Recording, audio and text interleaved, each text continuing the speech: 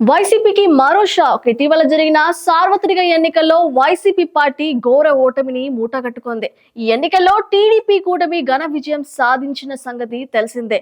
175 assembly స్థానాలకు గాను ఏకంగా 164 ఎమ్మెల్యే సీట్లను కైవసం చేసుకుని చరిత్రను సృష్టించింది. ఈ ఎన్నికల్లో జనసేన అధినేత పవన్ కళ్యాణ్ అసలైన గేమ్ చేంజర్ గా నిలిచారు. పొత్తుల్లో భాగంగా జనసేన పోటీ చేసిన 21 స్థానాల్లోనూ అభ్యర్థులు విజయం సాధించారు. ఎన్నికల్లో 151 సీట్లలో ఘన విజయం సాధించి అధికారంలోకి వచ్చిన వైసీపీ తీవ్ర ప్రజాగ్రహానికి లోనై కేవలం 11 సీట్లలో మాత్రమే విజయం సాధించగలిగింది. 2019 ఎన్నికల్లో 22 పార్లమెంట్ స్థానాలకు గెలుచుకున్న ఆ పార్టీ ఈసారి 4 పార్లమెంట్ స్థానాలకు మాత్రమే పరిమితమైంది.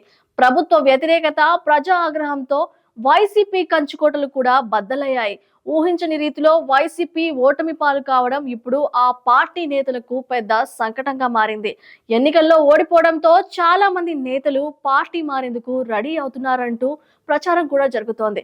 దీంతో అధికార పార్టీలోకి వలసలు ప్రారంభమయ్యాయి. ఇప్పటికే కేశినేని నాని, రావేల కిషోర్ బాబు, అలీ వంటి వారు పార్టీకి రాజీనామా చేశారు. ముఖ్యంగా వైసీపీ కార్పొరేటర్లు భారీ సంఖ్యలో టీడీపీలో చేరుతున్నారు. ఇప్పటికే పలు మున్సిపాలిటీల్లోనూ వైసీపీ కార్పొరేటర్లు టీడీపీ తీర్థం పుచ్చుకున్నారు. తాజాగా ఏలూరు నగర మున్సిపల్ కార్పొరేషన్ లో కూడా వైసీపీకి గట్టి ఎదురుదెబ్బ తగిలింది.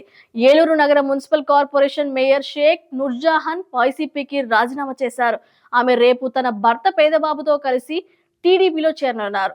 సీఎం చంద్రబాబు సమక్షంలో నూర్జహాన్ దంపతులు పసుపు కండువా కప్పుకోనున్నారు. వారితో పాటు ఏలూరులోని పలువురు కార్పొరేటర్లు కూడా టీడీపీలో చేరనున్నారు. దాంతో ఏలూరు నగర పాలక సంస్థ టీడీపీ వశం అయ్యే అవకాశాలున్నాయి.